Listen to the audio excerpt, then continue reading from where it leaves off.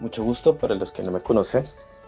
Soy Hiroshi Hosotani, colombo-japonés, profesor de la Academia de Lenguas Orientales.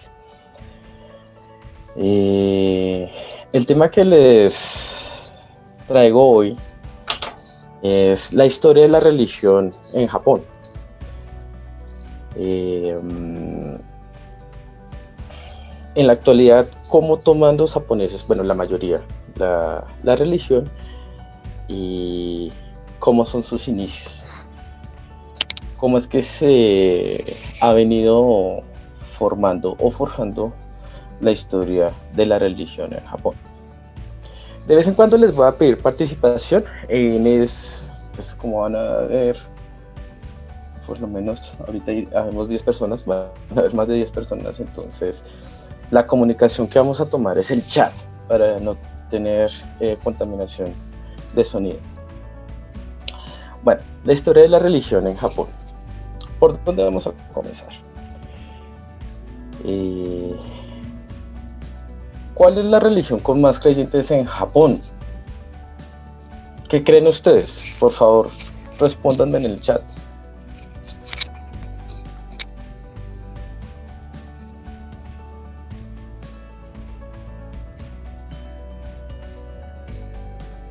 Shintoísmo, budismo. Bien. ¿Son los dos? ¿No hay más opiniones? Ok, entonces vamos a hacer otra cosa, ya que salieron dos. Acá en las opciones de Zoom hay una opción de votación. Hay un chulito verde que dice sí, hay una X que dice no. Vamos a utilizar el chulito para mirar quién piensa que la religión con más seguridad es el sintoísmo y la X para el budismo. Por favor, opriman el chulo o la X para saber más o menos. Bueno, tampoco es que aún seamos tantos, pero veo que la mayoría vota por el sintoísmo. Y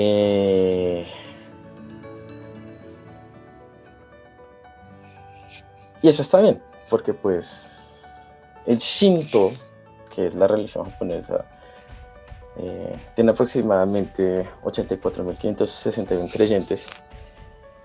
Bukkyo, que viene siendo el budismo, tiene 76.737. Y el cristiano, que es la variedad de religiones cristianas, católicas, cristianas, testigos de Jehová, cubren esta población, 14.183. Estas cifras son de estadísticas del Ministerio de Educación japonesa. Ahí está el link, por si quizás quisieran averiguarlas, aunque la página está totalmente en japonés. Pero bueno, en estas cifras, ¿sienten algo curioso o no sienten nada? Si sienten algo curioso, quisiera que me lo dijeran por chat o pueden, si quieren, desactivar el micrófono para que sea más rápido en esta vez.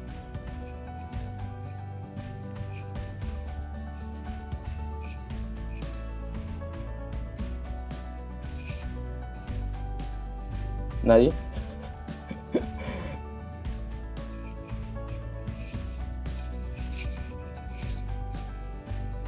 ¿Ni idea?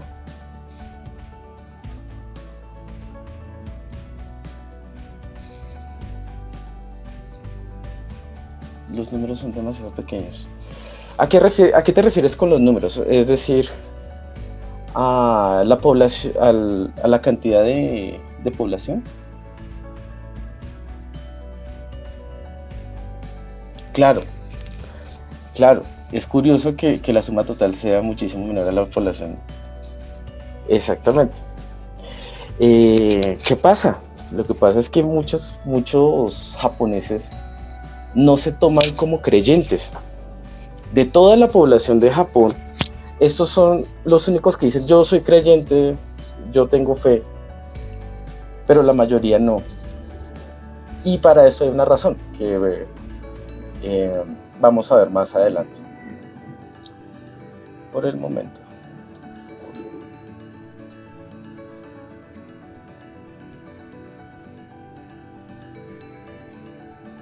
Comencemos entonces a mirar, sin más preámbulo, el Shinto.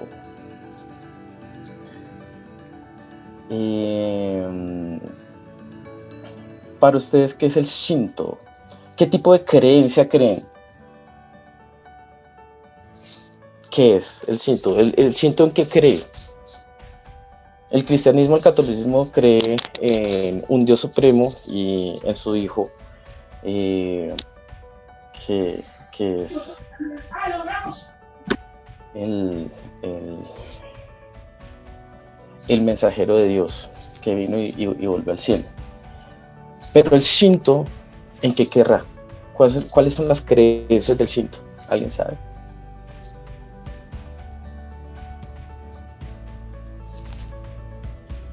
Puede ser una especulación, yo no estoy pidiendo respuestas concretas. Igualmente, para facilitar en este caso, si es muy extenso lo que van a escribir, pueden desactivar el micrófono si quieren. La naturaleza es donde se encuentra la divinidad. Ok, sí. ¿Alguien tiene otra teoría?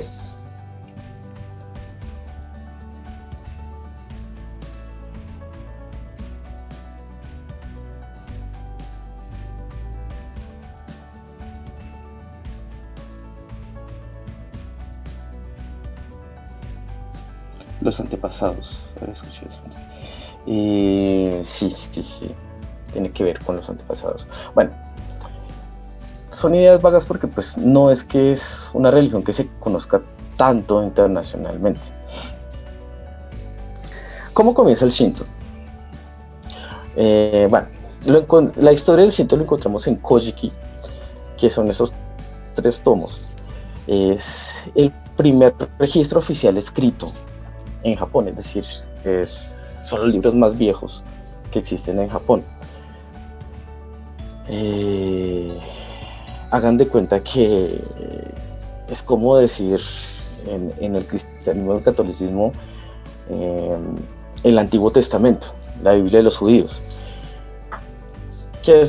¿Cuál es la diferencia de ella? Que esto en Japón se toma como parte, no tan sí como mitología, pero gran parte también es una realidad de la cultura. Entonces es como un registro oficial también del gobierno. Bueno, entonces vamos a mirar qué tiene escrito estos libros. En un inicio, de la nada, aparece un dios que se llama así: Ameno Minakanu Shino Kami. Sí, parece un trabalenguas esta vaina. Y todos los dioses que van a salir de aquí para adelante son así. Entonces, tranquilos, no hay que aprendérselos, porque de esto se trata el Shinto.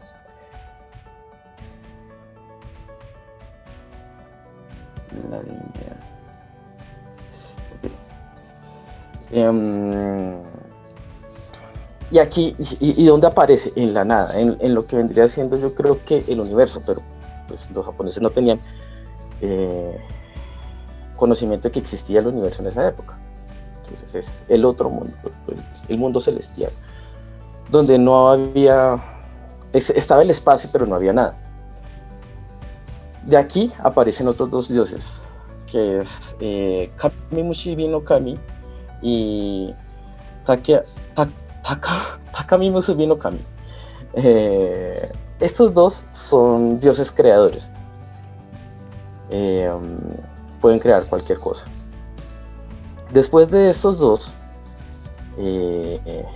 aparecen otros 2 más, que son Umashia Shikabishi Koji no Kami y Ameno Toko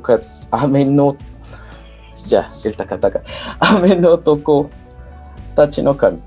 Estos 2 dioses se encargan de dividir lo que es el derecho y el revés, lo que es el cielo y lo que es la tierra, es decir, la gravedad prácticamente. Aún en el mundo no había nada más, es decir, el espacio, el cielo, y abajo era agua.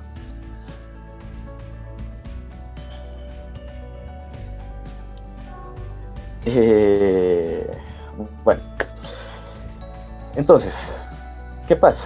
Esos son los 5 dioses celestiales llamados Tennō-Kami. Ellos están ya en otro mundo, distinto al que conocemos. Por eso ni siquiera tienen una forma mortal o humanada. Luego, en el mundo que conocemos, algo así como la luna del sol de la religión muisca. Cerca, pero yo no me atrevería a decir que es tan similar. ¿Por qué? Porque luego van a aparecer los dioses de la luna y el sol. Pero bueno, seguimos. Entonces, después de estos 5 dioses, esos 5 dioses crean a 5 parejas de dioses. Aquí sí yo no me voy a poner a leer cada nombre porque sí, ya me vieron ahorita trabándome, no.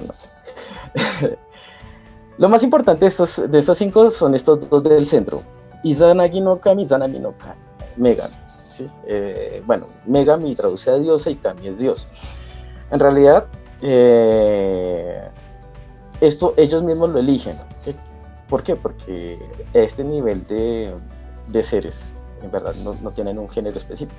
Ellos deciden si quieren ser mujer o hombre. Pero entonces a las diosas se les dice Megami y a los dioses Kami.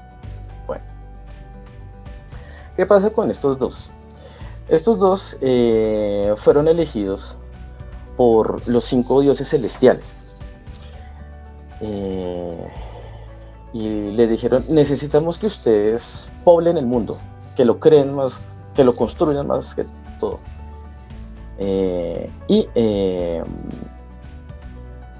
Bueno, los envían al mundo. Para esto ellos tienen que volverse pareja.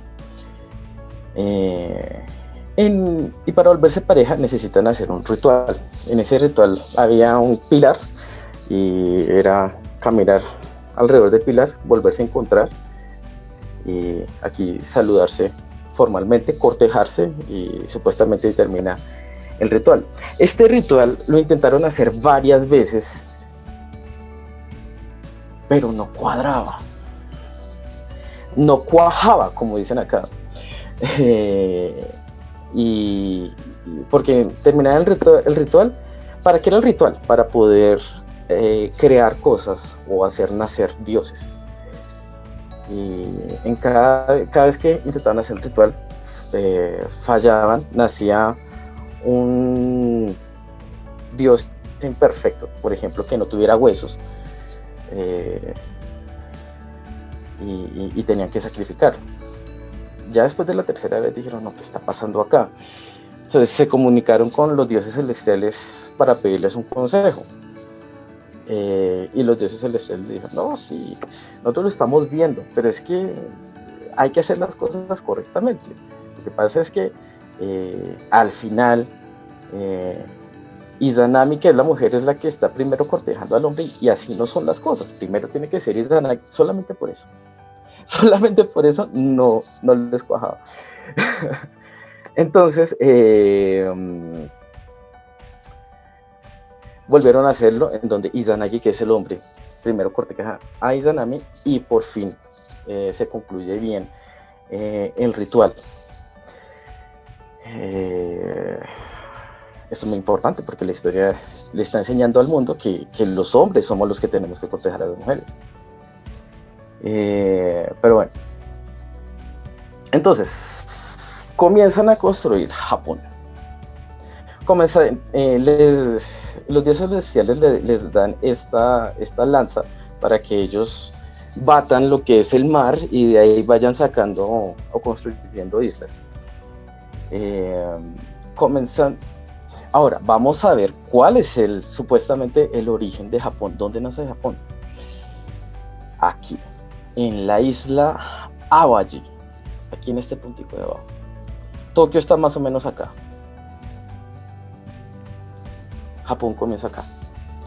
Y bueno, según Kojiki, luego construyen Shikoku, que es esta isla, luego Kyushu y luego Honshu. Pero Japón tiene otra parte, que es esta, Hokkaido, ¿Qué pasa? Hokkaido en estos tiempos no era parte de Japón, por eso no hace parte de la mitología. ¿Sí? Interesante, ¿no? Eh, bueno, después de que ellos terminan de crear lo que es el archipiélago, pasan a poblarlo. ¿Y cómo lo hacen? Bueno, esto se llama Kunimi, es esta eventualidad. Los que han estudiado japonés reconocen que el primer kanji es de país y el segundo kanji es de vida o de nacer, es decir, es la creación de las naciones, lo que traduce esto. Bueno, después de esto, ¿qué pasa? Qué bien. La creación de los dioses de un nivel más bajo a ellos. Entonces, crean el dios del viento, crean el dios de la tierra y de las rocas, crean el dios de las aguas, y en esas, Izanami, ahora, ¿qué pasa? Como son figuras unisex, por más que ya tengan una figura masculina y una femenina, los dos podían crear dioses por aparte. Era una conexión espiritual, o sea, con el ritual que hicieron, tener conexión espiritual, y cada uno independiente ya podía crear dioses. En esas, Izanami crea el dios del fuego, pero el dios del fuego, al nacer, la quema y muere. De esto se da cuenta Izanagi e inmediatamente mata a su propio hijo. Bueno, esperen que aquí el chat está hablando. Ok. Mata a su propio hijo. Bien. Y pues él había bajado al mundo con su única pareja que la crearon los dioses. Entra en una depresión muy alta, no quería seguir la labor que le dejaron los dioses celestiales. No se aguantó. ¿Y qué hizo? Decidió ir a visitar a Izanami. ¿A dónde creen que va la visita? Ya murió. ¿A dónde creen que se va? Voy a esperar que alguien me responda.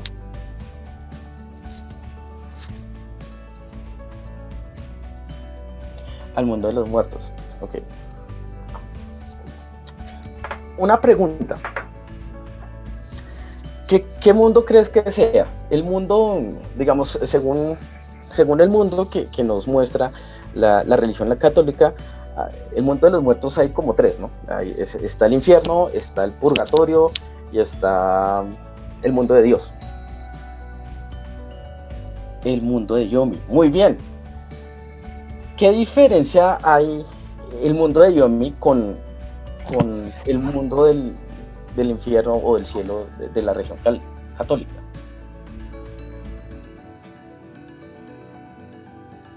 ¿Se la pueden imaginar? Recuerden, yo no estoy pidiendo respuestas conclusas. La religión es así, no hay una respuesta conclusa. Pero sí quiero mirar ustedes qué piensan o qué especulan.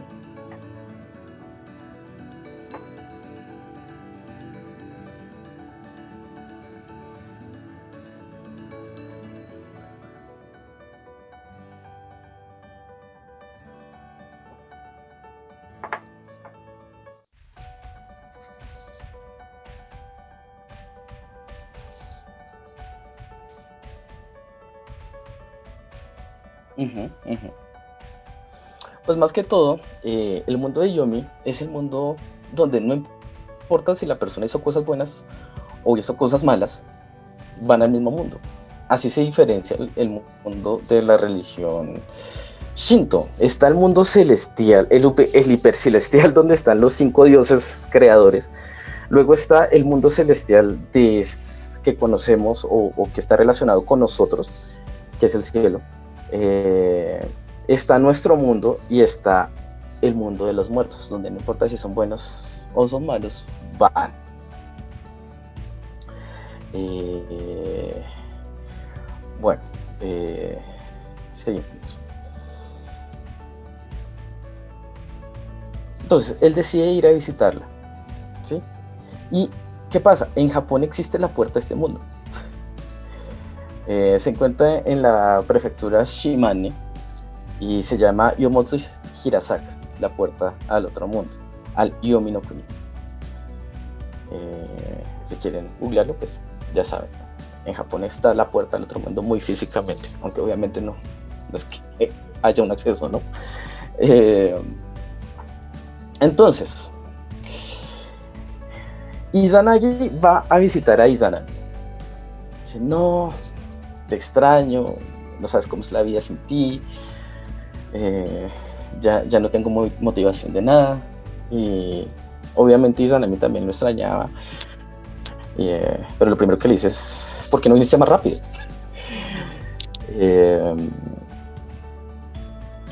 Y había algo aquí que Izanagi ignoraba. Es que Izanami ya no era la misma.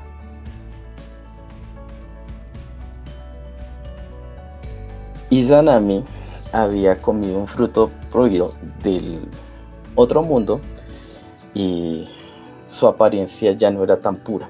Es más, era lo contrario. Estaba deteriorándose. Ella le dice a Izanagi, espera un momento, yo voy a hablar con los dioses que manejan este mundo, a ver cómo puedo negociar y volver contigo al mundo terrestre. No puedes ver. Es decir, bueno, aquí en esta imagen sale como si estuviera esto tapado, pero no, si él quisiera él daba la vuelta y la podía ver. Entonces ella le dijo, no puedes ver, quédate ahí, no te asomes. Y ella se va a negociar. Pues obviamente si uno le dice no vaya, le dan ganas de ver, ¿no? Eso le pasó a Izanagi. Entonces, pasaba el tiempo y nada que volvía a Izanami. Entonces, bueno, ¿qué será? Porque dice que no puedo ver. Comienza a entrar por el túnel al otro mundo, así sigilosamente, cuando se topa a Izanami ya transformada y a las bestias que eran brujas del otro mundo. Aquí ella se ofende mucho y manda a las brujas a matarlo. Así como cuando la mujer celosa manda a las amigas. Mandan a matarlo y él huye. Tenía un bastón, lo tira, ese bastón se vuelve un fruto de uvas y las brujas se quedan allí porque en el otro mundo no pueden conseguir frutas frescas. Entonces las distrae con eso, sigue huyendo, bota una cinta que tenía y de ahí nace la fruta sagrada en Japón, que es el melocotón, el durazno, y las bestias repudian esa fruta, entonces se quedaron ahí. Pero detrás venía Izanami por él. Venga para acá, así. Izanagi logra escapar de ahí, sale y con una piedra comienza a cerrar la puerta del otro mundo. Bueno, y llega ahí y comienzan a hablar, porque pues ella ya no puede salir de ahí por medio detrás de la piedra. Y después de verlo, bueno, él le dice, bueno, Izanami, ya creo que tenemos que superar esto. Yo voy a tomar mi camino, tú sigue con el tuyo. Nos separamos. Y Izanami se ofende mucho y dice, ¿por qué eres tan cruel? ¿Por qué me dices esas cosas tan crueles? Después de haberlo mandado a matar, ¿no?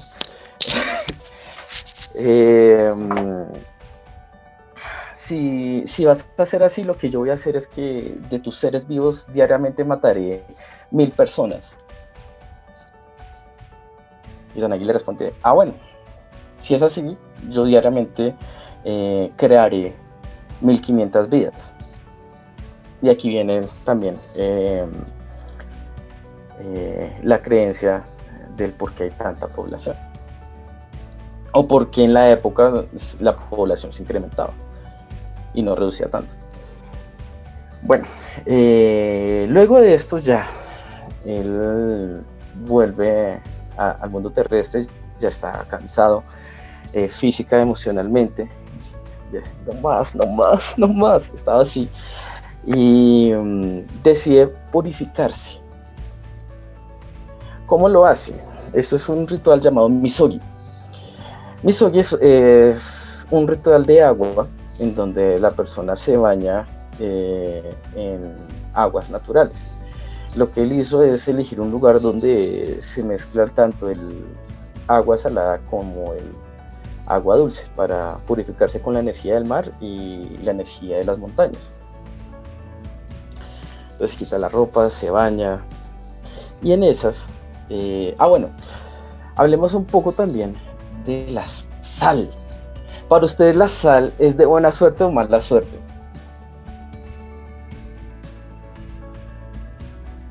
Espero para que pongan algo en el chat, por favor.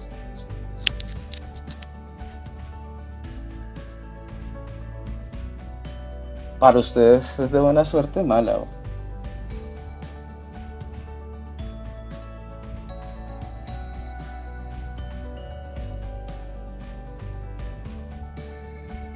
Buena suerte, mala. Ok.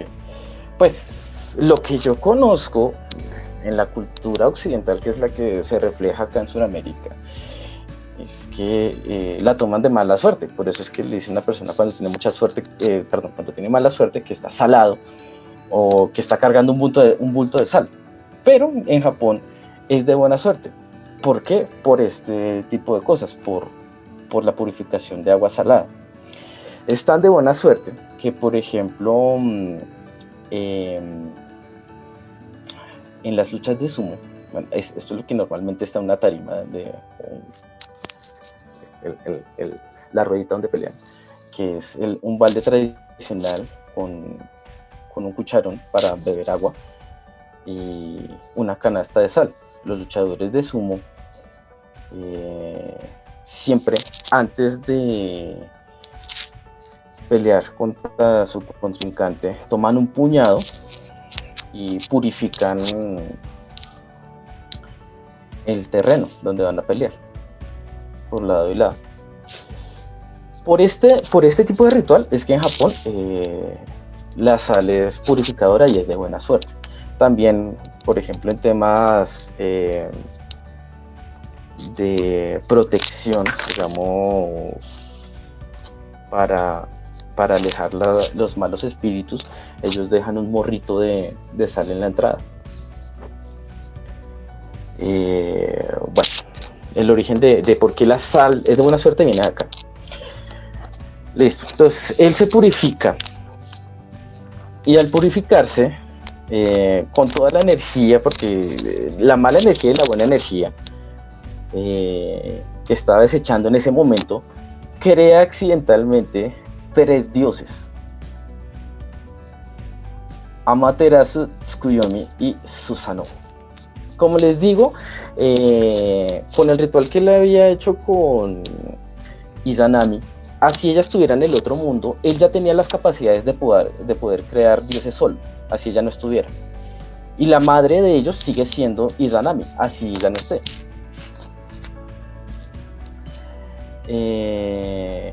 Al crear estos 3, bueno, creó muchos más, pero esto es lo que pasa en Japón, en el Shinto. Hay muchos dioses. Hay tantos dioses que es difícil memorizárselos todos. ¿Cuántos, con Amaterasu, Susanoo y Tsukuyomi, hasta aquí cuántos dioses crearon entre Izanagi y Izanami? 81. Y esta cifra es muy interesante, porque aquí culmina la tarea de ellos dos. Es decir, aquí, si Sí.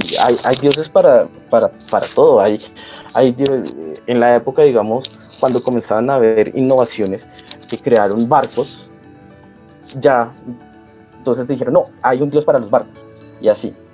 Pero bueno, aquí termina la tarea de Izanagi y Izanami con los dioses celestiales. Ellos les dijeron, tienen que crear el mundo y poblarlo de dioses. Y ellos crearon 81 dioses. Esta cifra es interesante, ¿por qué? Porque primero que todo está representando la culminación de la tarea de ellos. Pero esto culmina también algo que todos conocemos. ¿Qué será? ¿Qué termina en 81?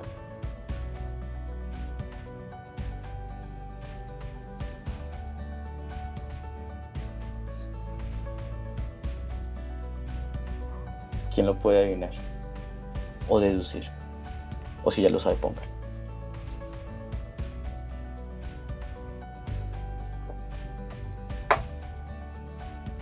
Una estación.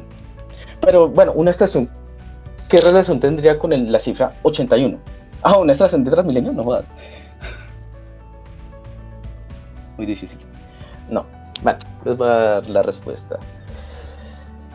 9 por 9, ¿cuánto es? Es el último número de las tablas.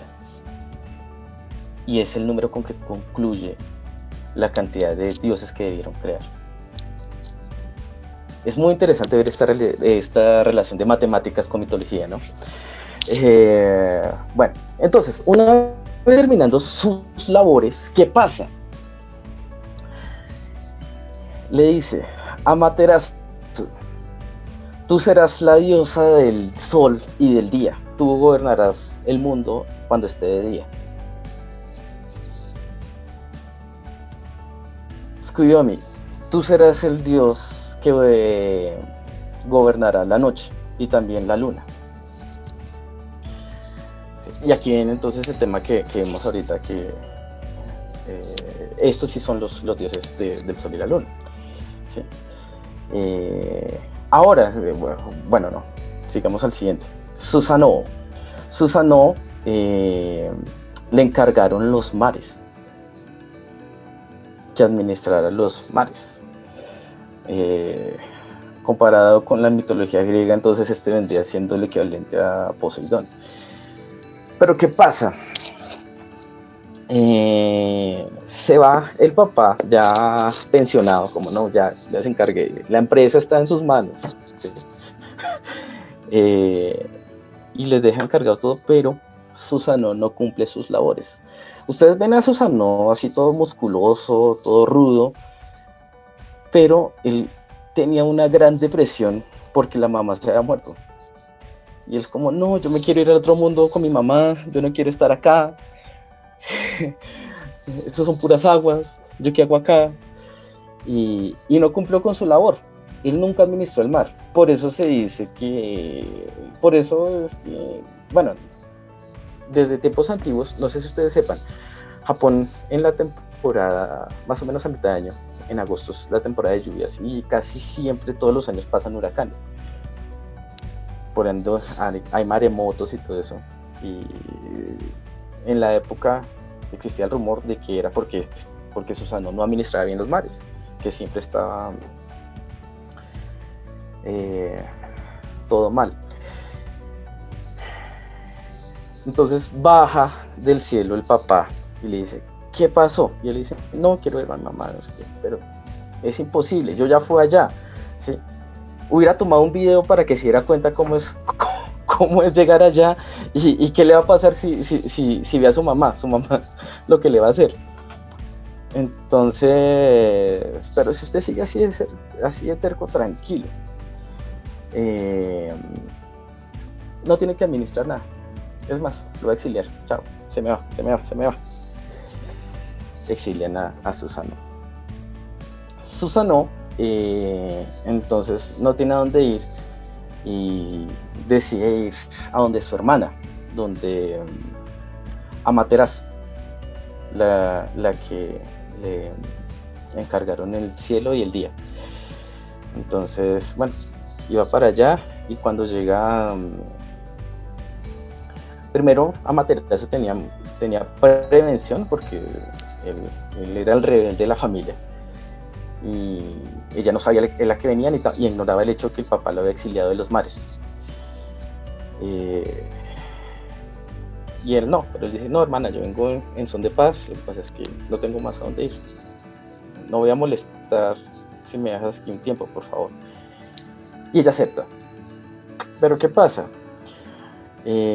Susano es un dios muy rebelde y no tenía nada que hacer. Es decir, el trabajo que tenía que era administrar los mares no lo hizo y le quitaron ese trabajo, entonces era un desocupado en el cielo. Comenzó a hacer travesuras. Y unos 2, 3 casos que no voy a especificar ahorita, sino esta charla se nos extiende demasiado, que que su hermana ya no se aguantó y le dijo, bueno, te vas de acá, no te aguanto en el cielo. Y lo exilió también del cielo. Entonces le quedó solamente la tierra, pero ya no como gobernante, sino como un dios de más que está en la tierra. Porque de esto se trata la historia del Kojiki. En el Kojiki están los dioses supremos celestiales, están los dioses del cielo, y están los dioses de la tierra, están los dioses del otro mundo.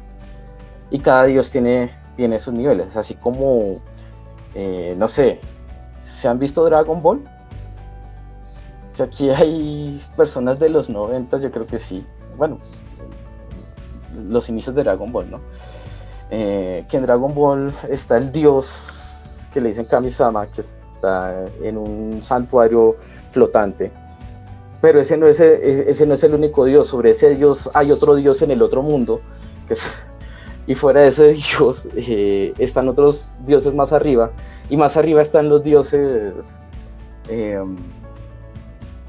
¿De qué? Destructores, y sobre ellos está el dios de todo, del universo. Eso es lo que pasa. Dragon Ball tiene parte de esto, ¿no? Una ideología similar. Bueno, ¿dónde cae? Cae acá. Izumo. Izumo en este tiempo mitológico era el centro de Japón, no era Tokio. Tokio es acá. Sí, y recuerden, aquí es la isla Iwaji donde comenzó todo. Bueno, cae en Izumo. Al caer acá se encuentra con un par de viejitos que andaban con una princesa llamada Kushinada Hime. Y los encuentra muy tristes, preocupados, y les dice, ¿qué les pasa? No, es que aquí en el mundo terrestre tenemos una serpiente de 8 cabezas que está arrasando con todo, no sabemos qué hacer con ella. Y él les dijo, pues yo soy un dios, yo creo que puedo. Pero me gustó la chica que va con ustedes. Si ustedes me dan esa chica, yo les derroto a la serpiente. Y la chica también está contenta con eso. Entonces, listo. Él les dice, tráiganme 8 barriles de licor. Y él los trae y lo que hace es emborrachar a la serpiente. Deja los barriles así, como carnada.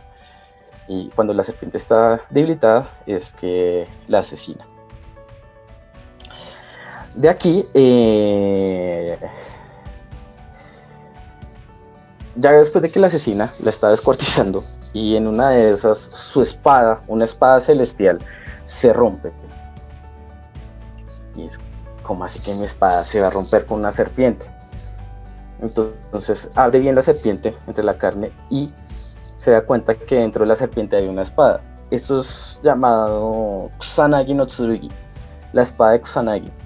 ¿Han escuchado esta espada? En algunos animes ha salido.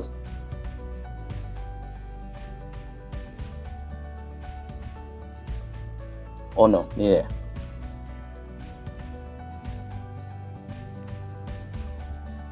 Les doy un anime puntual, Sasuke. Ay, un anime, dije el personaje, qué hueva soy. Bueno, Naruto.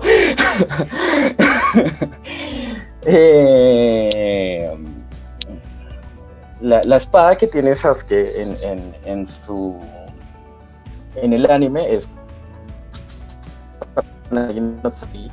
y bueno, eso es una referencia para que si alguna vez les pregunten, ¿ustedes saben qué es Susanoo? No digan, no, es la técnica de Sasuke. No.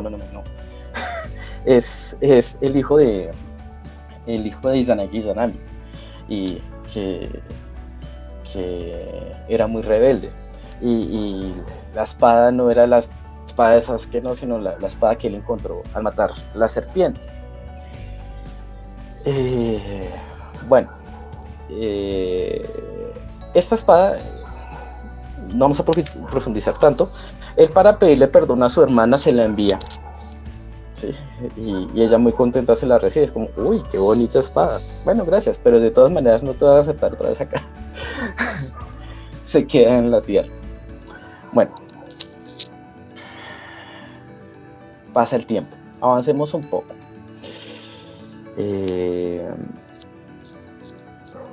Aparece este dios, Okuninushi. Okuninushi es un descendiente de Susanoo. Y este dios tenía 80 hermanos. Y en la parte donde sale en Kojiki, él era pretendiente de una princesa con sus 80 hermanos. Todos querían con la princesa y estaban viajando hacia el palacio de ella. Y los hermanos habían ido primero. Y él venía detrás.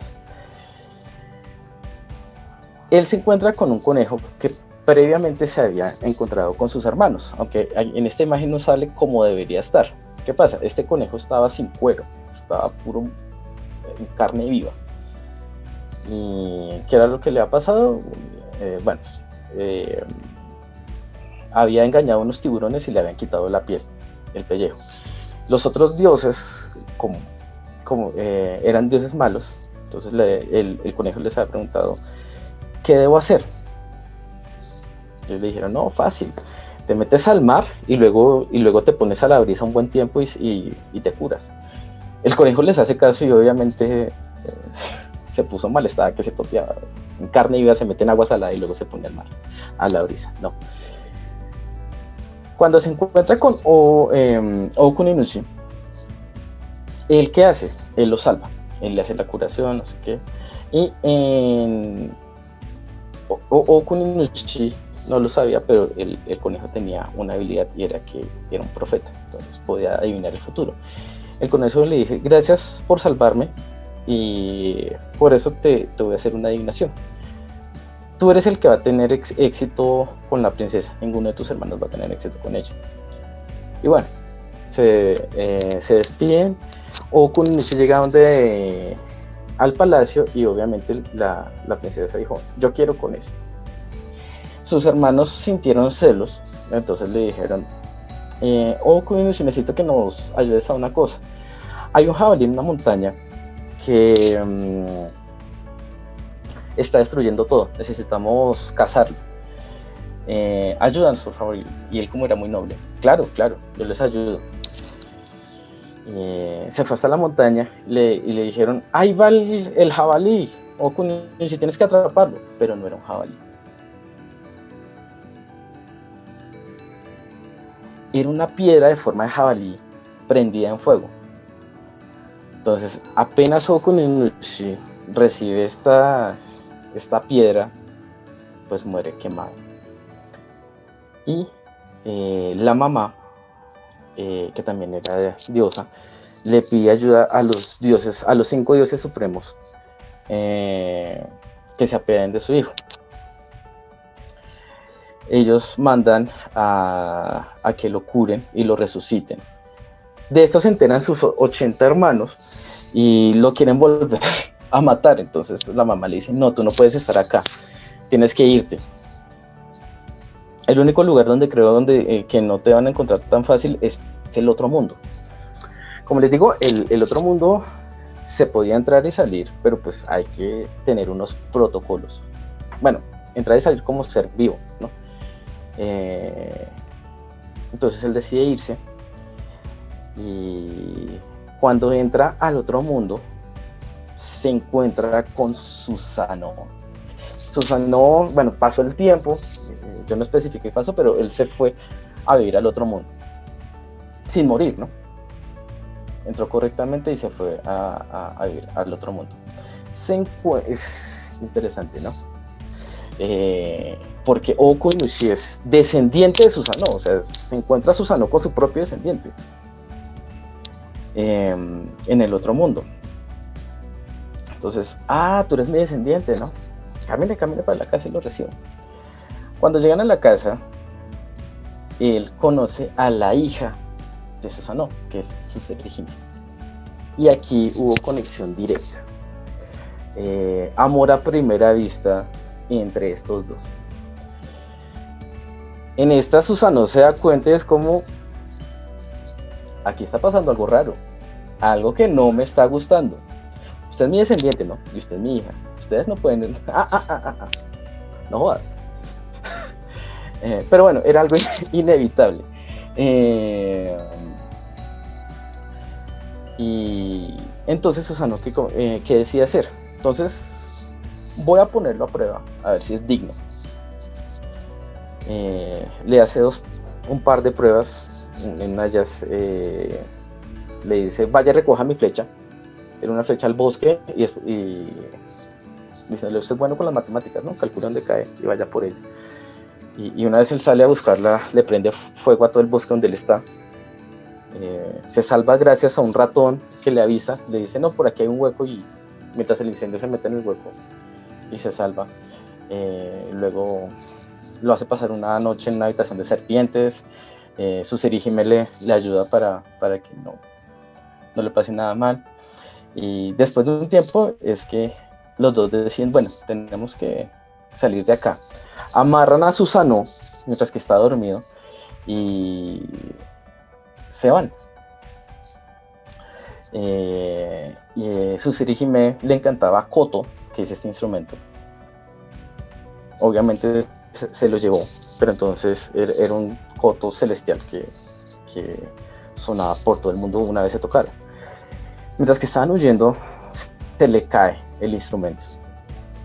Y ¡boom! Como cuando se cae una guitarra, así. ¡Boom!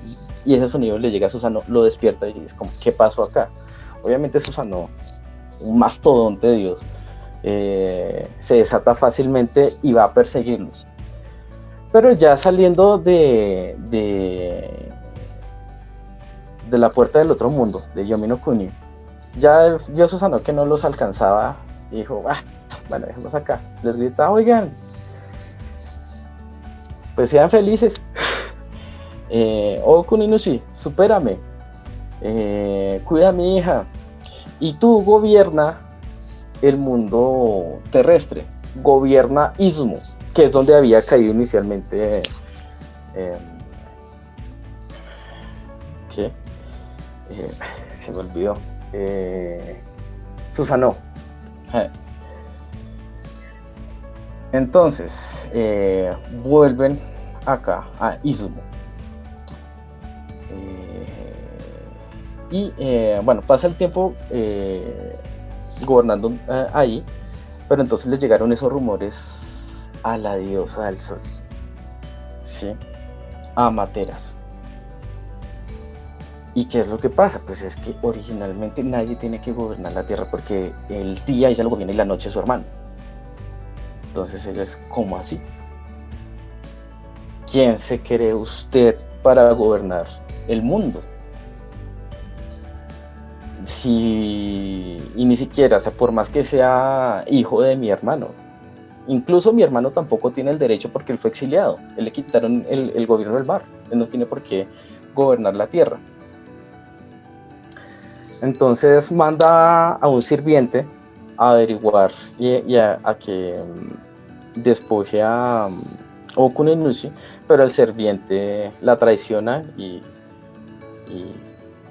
¿qué? Y pasa unos años con Oku Inushi. Bueno, ¿y qué es lo que pasó? ¿Por qué la traiciona? Porque ese sirviente se enamora de una de las hijas de Oku Inushi y dice, no, pues yo voy a ser el siguiente gobernante después de Oku Inushi. Chao, patrona. Eh, pero bueno, pasan unos años hasta que ella ya no se aguanta y ella misma baja y dice, bueno, ¿qué pasó acá? Se acabó el juego acá, se acabó la guachafita.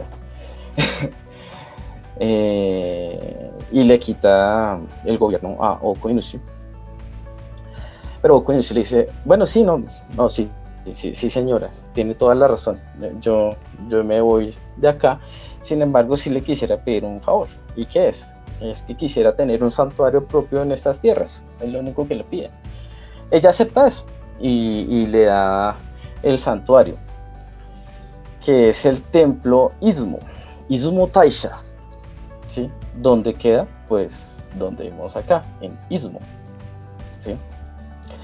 Es un lugar interesante que ver porque pues, ustedes se imaginan turistar por Japón y dicen Tokio, Kyoto, Nara, Osaka, pero les dicen Izumo y son como, ¿y ahí qué hay?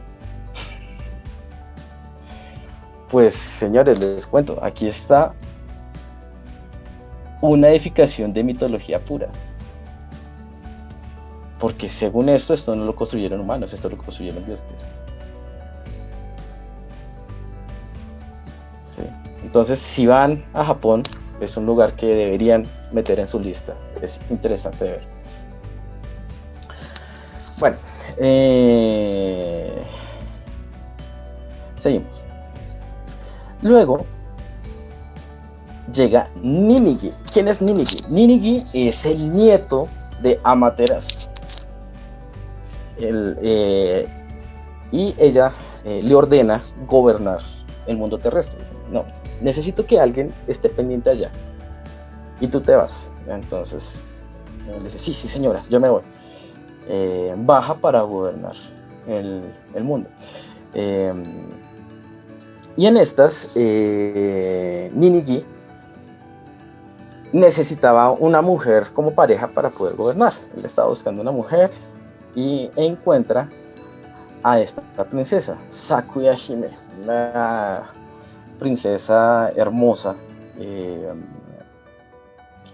que enamoraba a todo el mundo. Ninigi habla con los padres de ella como deseo que ella sea mi señora esposa. Ellos aceptan y dicen claro que sí. Solo diga cuándo se la enviamos.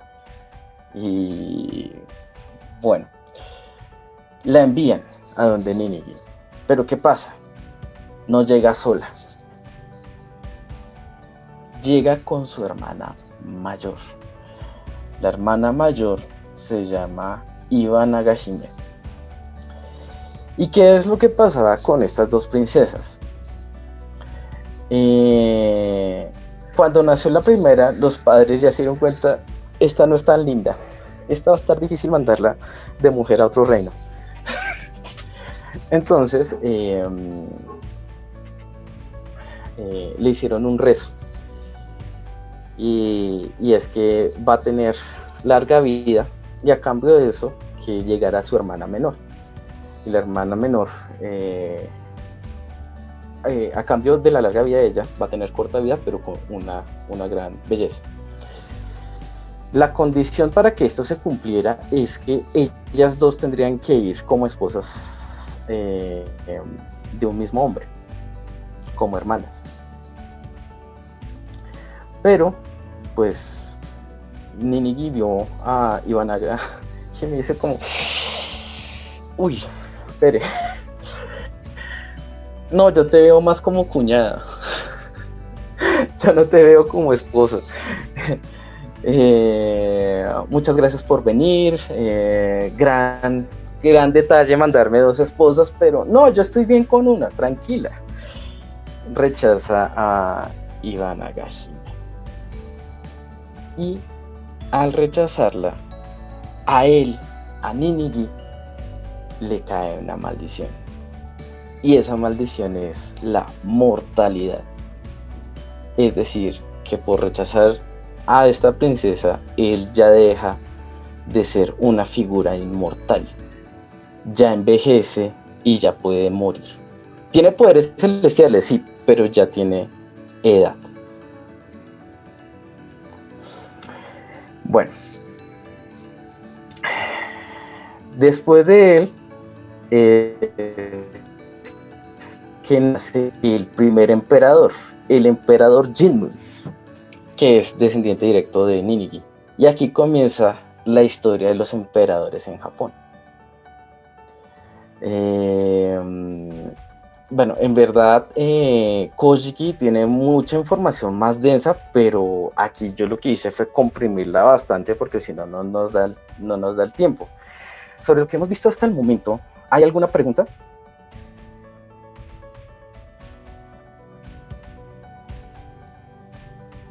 ¿O estamos bien?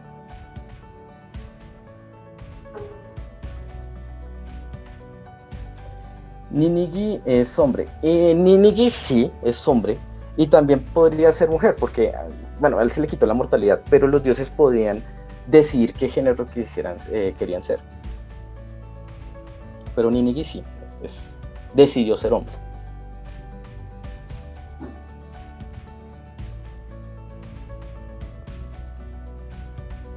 ¿Alguna más? ¿O estamos bien?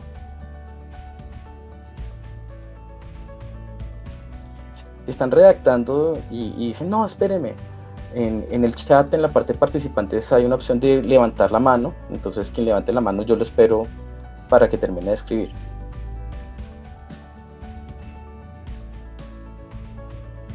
Bueno, al parecer no hay. Listo. Entonces, seguimos. Aquí, bueno, hablemos un poquito de Kojiki, de los escritos, que eran estos. Estos se crean en el siglo VII, pero la mitología japonesa es mucho más antigua. La mitología japonesa, pues todos estos cuentos vienen desde la época antes de Cristo. Y aquí viene lo interesante de las religiones, que el mundo está controlado por la religión cristiana, porque la referencia de años mundialmente es el después de Cristo, ¿no? Pero bueno, en esto entra, y una figura importante es el emperador Tenmu, que es el número 40, es decir, 40 generaciones después de Jinnu. Y bueno, Ono y Asumaro, Hieda no Are, estos dos personajes que tienen que ver, escritor y el bardo. El bardo es la persona que como profesión tiene que memorizar las cosas y transmitirlas oralmente. El emperador Tenmu se dio cuenta que dentro de la realeza o la aristocracia venía ya la mitología por familias, pero era como un teléfono roto. No sé qué. Se estaba desviando la historia a lo que era originalmente. Entonces él dijo, no, esto es importante de mantener. Bueno, no solamente por eso. ¿Qué pasa también en esta época? Desde el siglo V aproximadamente, Japón ya había comenzado a tener comunicación con China. Y desde el siglo V es que los japoneses también comienzan a adoptar el chino para poder leer. Y él lo vio necesario. Así como China tiene registros mitológicos de su propia cultura, nosotros también lo necesitamos. Hay que crearlo. Aquí es donde nace Kojiki y la historia, bueno, aunque fue muy rápida, como originalmente es, que les presenté ahorita. Después de esto, bueno, recordemos esta cifra. Aquí una pregunta. El Shinto es 84.561 creyentes que hay, y el Bukkyo, el budismo, 76.737. Se diferencian, pero igualmente el budismo está fuerte, ¿no? O sea, es aproximadamente una diferencia solamente de 10.000 personas. En rangos de cifras de 84 a 70.000 personas. ¿Por qué creen que el budismo tiene tantos seguidores, tantos creyentes? Espero que un par de personas pongan sus respuestas en el chat.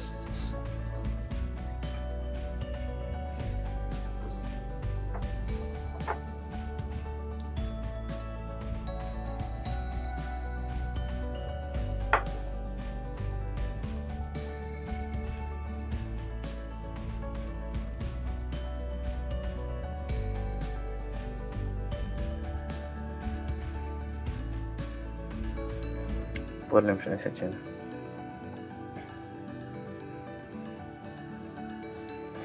Muy bien, sí. Bueno, la cantidad no tiene que ver tanto la influencia china, pero sí, el budismo es una religión que entró por China. ¿Qué es lo que pasa? Un momento. En esto tiene que ver mucho el emperador Shōmu, número 45. Este señor la vio clara. Comenzó a tener relaciones de comercio con China y en esas tuvo oportunidad, no solamente él, sino varias personas de la aristocracia a visitar Medio Oriente y se dieron cuenta de que habían muchas religiones. Y que también se dieron cuenta al ver eso. Que podrían mover masas con una religión. Y que las religiones que tienen un solo Dios o una sola figura por creer son muy fuertes, a diferencia de la religión que tienen en Japón. Que en Japón hay un Dios por acá, hay un Dios por acá, hay un Dios por allá, el Dios del agua, el Dios de la construcción, el Dios de los barcos. Y no hay una fe unificada. Cuando la fe se unifica, se pueden mover masas. Se dio cuenta de esto. Entonces dijo, el budismo es una clave. Tenemos que implementar eso en Japón. Y lo comenzó a implementar de manera gubernamental. Entonces, ¿qué es lo que pasó? Primero que todo, él fue el que mandó construir el Buda de Nara, que es el más grande en Japón en interior. Hay Budas más grandes, pero ya en exterior.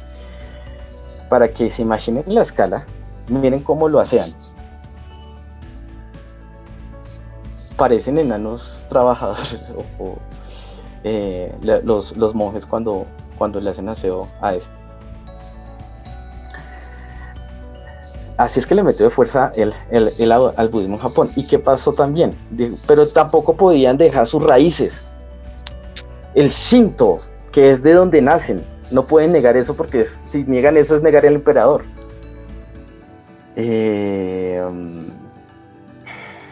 Aquí nace esta palabra, Shinbutsu Shugo.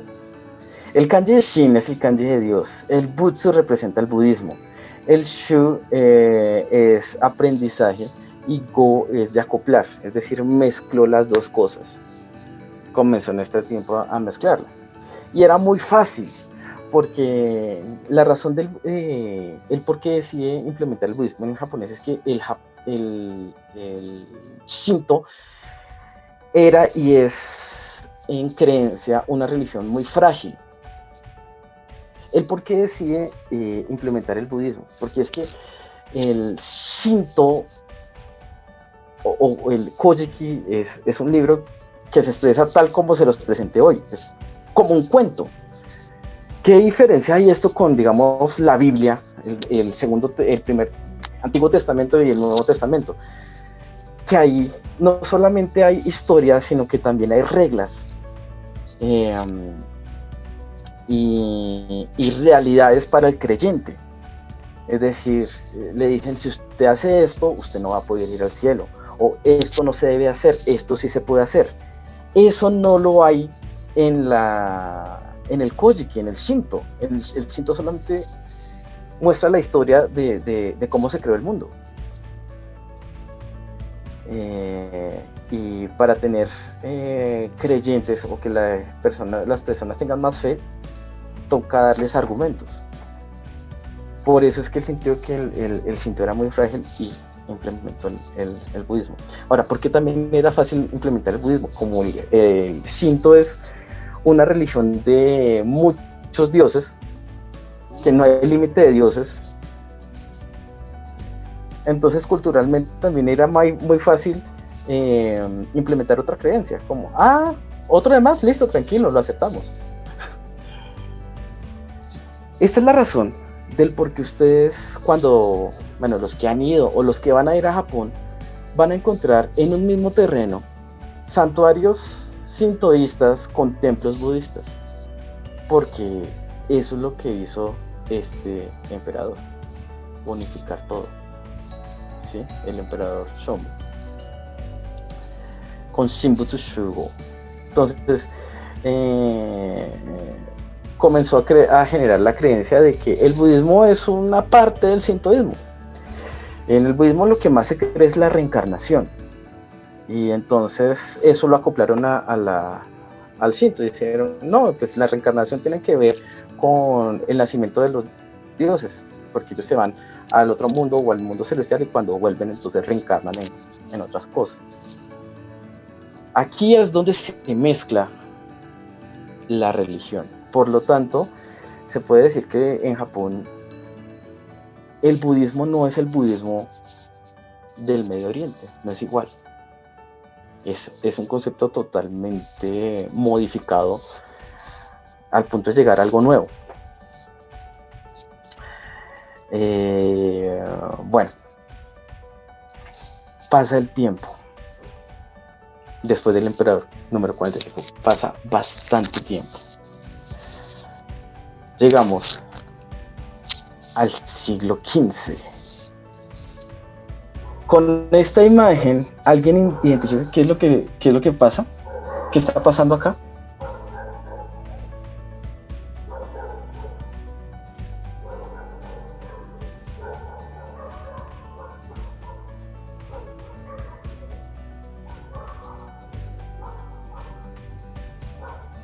Comercio. ¿Con quién?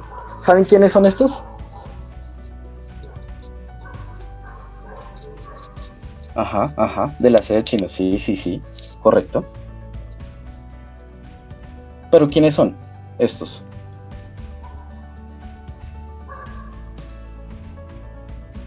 ¿Italianos? No. ¿Europeos? Sí. ¿Portugueses?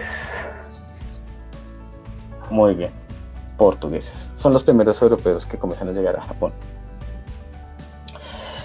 Llegan a Nagasaki. Bueno, el comercio se basa siempre en Nagasaki, por eso es que en la Segunda Guerra Mundial Nagasaki fue un objetivo para la bomba atómica. No es que casualmente cayera ahí, no. Es porque históricamente sí ha sido una ciudad, una prefectura. Yo diría que incluso, si estamos hablando de historias, es más importante que Tokio y Kioto incluso. Comienza el comercio con ellos.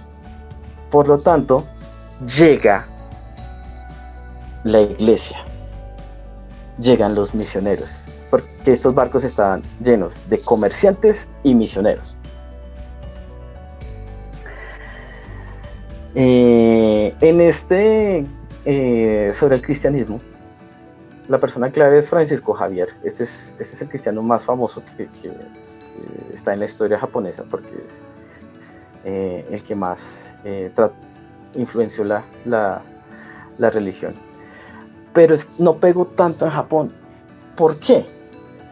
Estamos diciendo que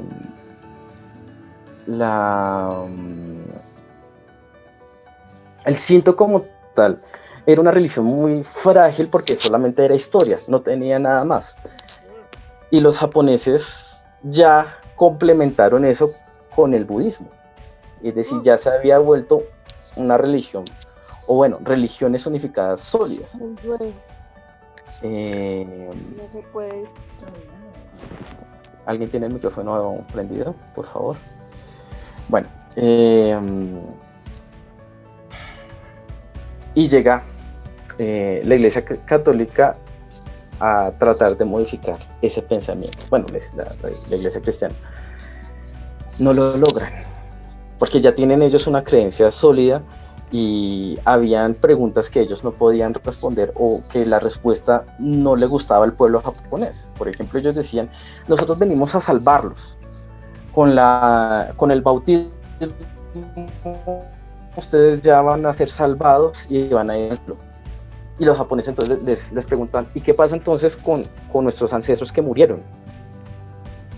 Listo, yo me salvo. ¿Y ellos? Entonces no podían responder a esas preguntas o la respuesta iba a ser negativa. Es como, no, pues ellos lastimosamente ya no se pueden salvar, pero tú sí. Y esas respuestas a los japoneses no les gustaba. Claro que hay personas que sí se volvieron cristianos.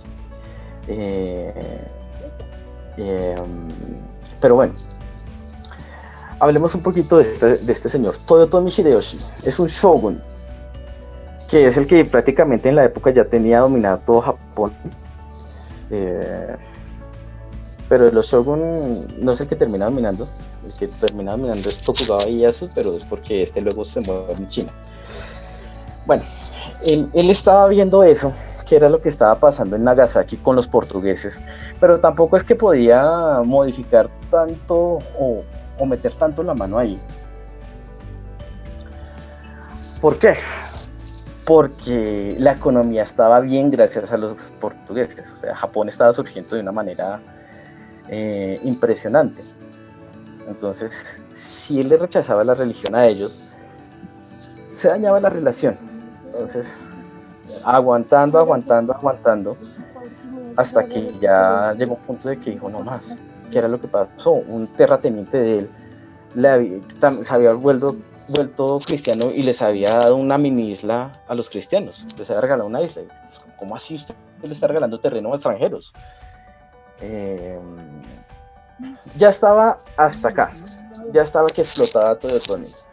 ¿Y qué pasa después de esto? Llegan unos amigos que conocemos muy bien. Llegan los españoles. ¿Sí? Con los barcos de galeón. ¿Qué es esto? Los barcos que estaban dedicados a esta ruta, que es de Filipinas Malina a México y viceversa, a Acapulco. Terminando el siglo XV, en 1958 aproximadamente, no estoy tan seguro, una de esas embarcaciones, en una tormenta, no puede seguir, se tiene que devolver, y al devolverse se desvía bastante y llega hasta Japón, hasta el sur de Japón, donde queda Nagasaki, y ya estaban los portugueses. En esta época los españoles, nadie los bajaba de la nube donde estaban, ¿sí? Incluso por eso es que se llama Día del Galeón. Los españoles en esta época no hay colonia de España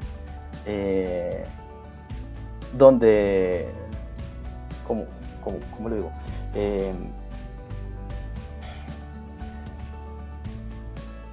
Mejor dicho, España todo el tiempo está de día, porque las colonias estaban tan repartidas que siempre había un lugar de sus colonias que está de día.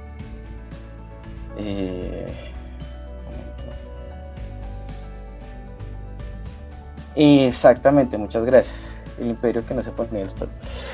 Entonces estaban así envalentonados, pues por eso tampoco habían venido a Japón en la época, estaban muy concentrados en el continente americano. Y ya se creían los reyes del mundo. Entonces llegaron a Japón en esta actitud. Abran que llegaron los patrones. Los japoneses, ¿cómo así? Esperen, ¿ustedes quiénes son? Pues ustedes están negociando con nuestros aliados, con los portugueses, ¿no? Sí, pero ¿ustedes quiénes son? Los españoles, los gobernantes del mundo. ¿Ah, sí? ¿Tienen tanto? Sí. Y si no quieren que vengamos con toda la tropa, abran. Aquí Hideyoshi les hace una pregunta. ¿Y ustedes con qué creencia vienen? O sea, ¿quiénes son sus dioses? El Dios cristiano. Creemos en Cristo. O sea, ¿creen lo mismo que los portugueses? Sí. ¿Y qué? Y aquí es donde Toyotomi dijo, esta gente es peligrosa. No puedo dejarlos sueltos. Asesinan a los españoles, a los cristianos, incluso a los japoneses que se han vuelto cristianos. Y elimina todo eso. De raíz. ¿Sí? Por esta razón es que el cristianismo no se vio tan bien en Japón. En un punto temprano, antes de que cultivaran raíces y todo eso, él tuvo la decisión de erradicarlo. Bueno, saltamos en el tiempo, otra vez bastante. Llegamos a la Segunda Guerra Mundial. Vamos a hablar de SCAP, el comandante supremo de las potencias aliadas. Ya este personaje, bueno, lo que voy a hablar ya es después de la guerra, cuando se acaba la guerra. Los americanos le ganaron a Japón la guerra, pero los americanos tenían mucho miedo de los japoneses, porque para ellos los japoneses eran locos. ¿Sí? ¿Cómo así que por creencia de religión se montan en un avión sabiendo que se van a matar y se mandan hacia nuestros buques de guerra? Tener soldados así es un peligro desde el punto del enemigo, ¿no? Él se llama MacArthur y tenía este puesto después de la guerra, que trataba de controlar o manejar la amnistía de Estados Unidos con Japón para forjar una buena relación después de la guerra. En esto él se dio cuenta de una cosa. Hasta el momento en Japón existía la educación primaria, pero a diferencia de la educación actual, aquí implementaban el Kojiki, la historia mitológica de Japón. Y él vio eso y dijo, tal vez este sea el factor del por qué los japoneses creyentes pueden llegar a esos límites. Es mejor sacarlo. Y con un tratado obligó al gobierno japonés a quitar Kojiki de los libros de historia. Es por eso que si ustedes le preguntan en la actualidad a un japonés promedio cómo es la historia mitológica, va a decir, pues yo sé que creemos en Shinto, pero la mayoría no va a tener un conocimiento tan profundo del tema, porque no se lo enseñan en la escuela, ni tampoco existe la materia religión.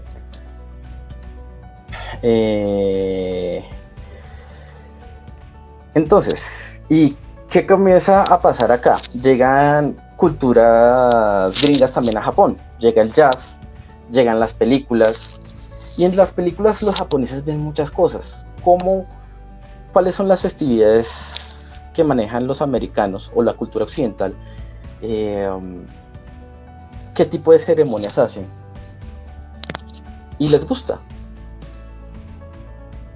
Digamos, la Navidad.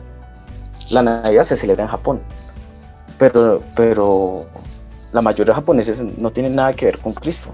Ellos ni saben cuál es el origen, solamente porque lo vieron en películas. ¡Ay, es bonito! Listo. Se casan en la iglesia católica y no tienen que ser creyentes. Esto también es un tema interesante porque la iglesia católica esto lo acepta en Japón. Si una persona se va a casar acá por la iglesia, es como, no, usted tiene que hacer un curso religioso, prepararse espiritualmente y ahí sí se casa. En Japón no. Sí.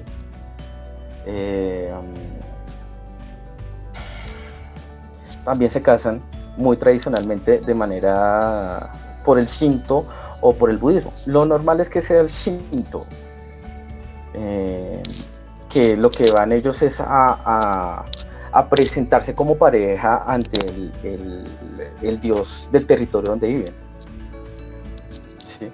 Y esto también tiene que ver con los templos Shinto. Los templos Shinto no es que crean en un dios puntual, hay tantos que cada templo tiene alaba a un dios distinto. Puede ser un dios específico como Susanoo o Amaterasu, o también puede ser algo, pues no insignificativo, pero sí pequeño, como por decir el dios de esta montaña. Y ahí ponemos un templo. ¿Sí? Y van a, digamos, esto es un evento llamado Hatsumode. Hatsumode es el evento anual que se hace el 1 de enero, y es que los japoneses, así sean creyentes puros o no, tienden a ir a santuarios sintoístas a tomar un papelito de la suerte para saber ese año cómo les va a ir. Los japoneses madrugan a las 2, 3 de la mañana a estos templos, sin tener que ser creyentes. Entonces, ¿qué pasa en Japón? La religión se toma muy distinto a como la tomamos acá. Desde mi punto de vista, esto ya es una opinión personal, como yo veo la historia, en la cultura japonesa, la creencia no es creencia, o la religión no es creencia, la religión es bunka, es cultura. Por eso ellos son como, ay, celebremos la Navidad. No es de nuestra cultura, pero pues gracias al cinto que está lleno de dioses, es como, si se suma más un dios o está menos un dios, da igual. Aceptemos esto como cultura. Lo mismo el Halloween. Ellos no creen nada sobre el Halloween, solamente es algo que ven en los gringos y deciden adoptarlo. Y aquí termina la charla que les tenía para hoy. Muchas gracias por escucharme. Espero no haberlos aburrido.